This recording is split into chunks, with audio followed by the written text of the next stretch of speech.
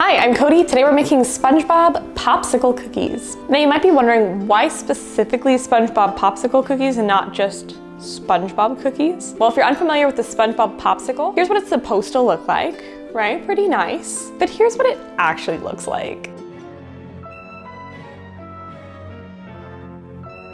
Hi, how are you? Now, as you can see, they're a little bit messed up, but honestly, that adds to the charm of them a little bit. Not only that, but when I'm making these cookies, if they come out deformed in any way, that means that I can pass it off as intentional, you know? So it's gonna be hopefully really hard to mess this up.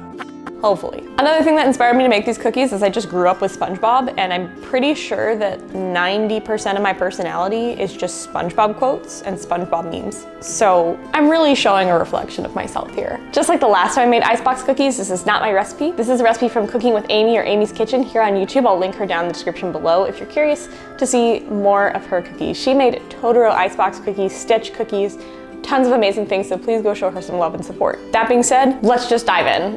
I'm really excited. First, we'll start by making the cookie dough. Here's all the ingredients that you'll need. Make sure your butter is room temperature before stirring it until it's nice and smooth.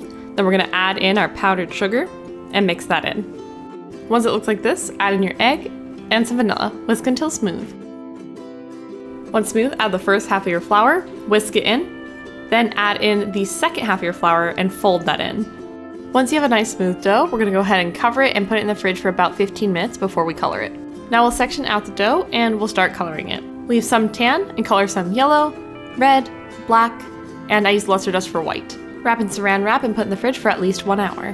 1 hour later. All right, so I've got my dough here. It is a little bit over chilled. I'm pretty sure as I use my hands, it's going to warm up and be more malleable. So here's kind of what I'm going for. I want to have a base for SpongeBob. I'm gonna ignore the stick part for now, and I'm gonna start with the red part, so like that red rectangle on the bottom. Then I'm gonna move up to the next bit and do white, red, white. Start adding some yellow, then add the details of the mouth and teeth, some more yellow, the eyes, and then top it off with more yellow. So we're gonna kind of build it up from the ground up, and I'm gonna add the stick last. That's the plan. Let's go for it. All right, so really we're gonna shape a rectangular prism because I want to make like a SpongeBob log. So imagine the SpongeBob popsicle, but really, really long and stretched out. So let's kind of shape this out and let's see what we can do.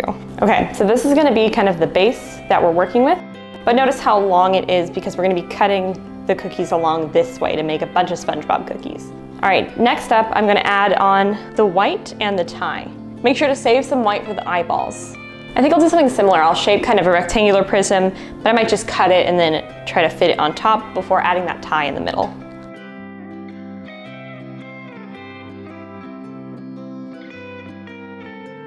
All right, now with these cookies, you really wanna make sure all the dough is very compact, so I'm gonna press it together just to make sure there's no air bubbles or holes in the middle. All right, the next layer we're gonna need is like a layer of yellow so we can rest the mouth on top of.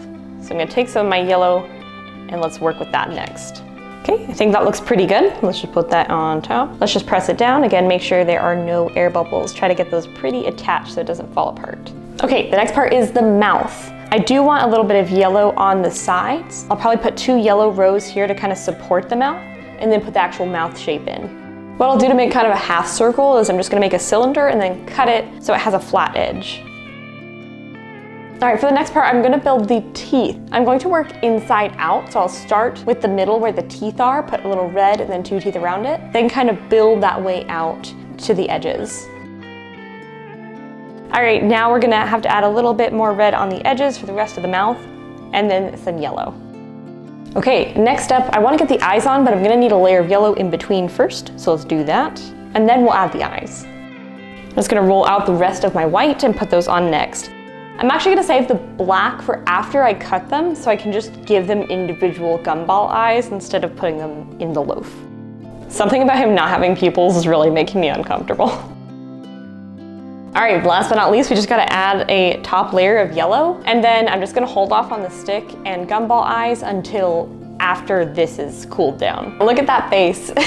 It's a little messed up, but you know what, that's actually what I wanted. So I think this works out pretty well. I might try to make the log a little bit longer just by kind of smushing it and stretching it out. And honestly, I'm doing this is like a polymer clay trick, but I'm not very good at it. That way it'll make it look a little bit messed up. I need this to cool before I cut it. That way we can really preserve that shape in each cookie. So I'm gonna stick this in the fridge for 3 hours and then we'll come back and cut it, add some gumball eyes, and add the sticks. So, see you in 3 hours.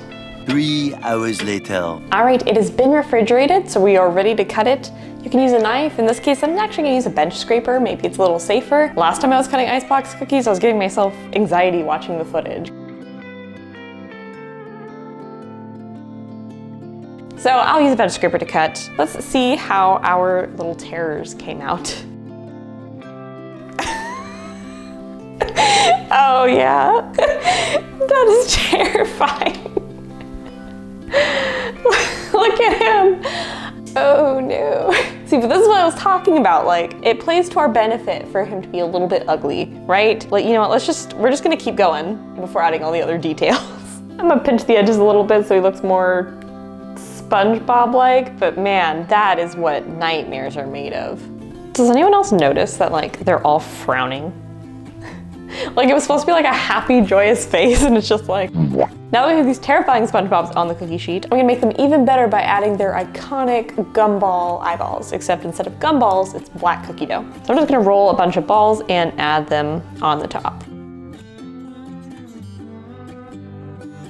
Let's also add a popsicle stick. We have the Spongebob Popsicle cookie.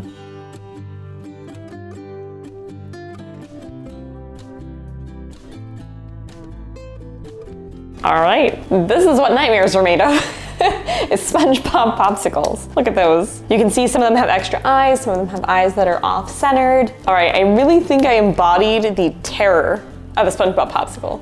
They look really, really good. And by really, really good, I mean really, really bad, which is exactly what I was going for. We're gonna pop these in the oven for about 18 minutes at 325 degrees. So let's see how they turn out.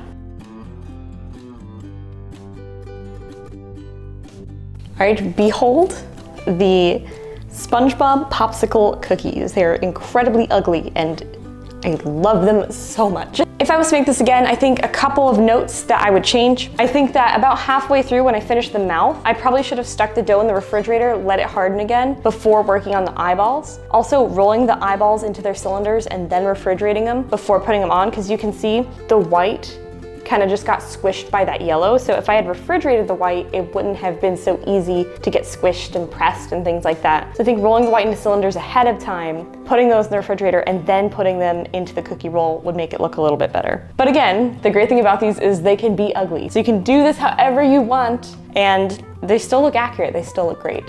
All right, I'm gonna try the ugliest one. If you were curious, by the way, which one was the ugliest one, I think this one takes the award, mostly because the pants are notably missing. He's just wearing a shirt and tie and he doesn't look like a square.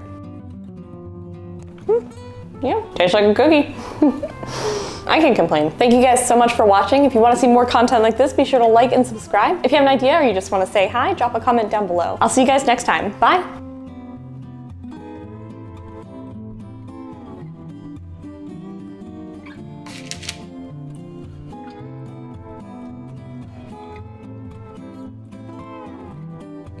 It's not bad.